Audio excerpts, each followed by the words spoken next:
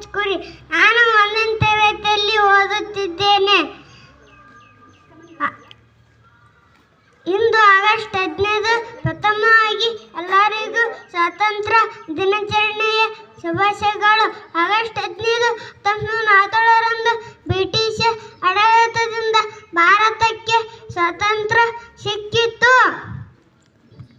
ಇಂದು ಭಾರತದ ಎಲ್ಲೆಡೆ ರಾಷ್ಟ್ರಧ್ವಜ ಹಾರಿಸಿ ರಾಷ್ಟ್ರಗೀತೆಯನ್ನು ಹಾಡುತ್ತಾರೆ. ಇಂದು ಭಾರತದ ರಾಷ್ಟ್ರೀಯ ಹಬ್ಬಗಳನ್ನು ಅಥವಾ ಹಬ್ಬಗಳಲ್ಲಿ ಸ್ವಾತಂತ್ರ್ಯ ದಿನವೂ ಒಂದಾಗಿದೆ. ಈ ದಿನ ಇಂದು ರಾಷ್ಟ್ರೀಯ ರಜೆ ದಿನ.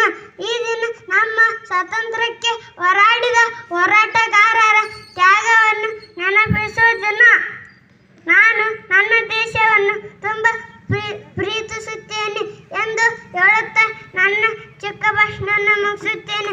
ಜೈ ಹಿಂದ್.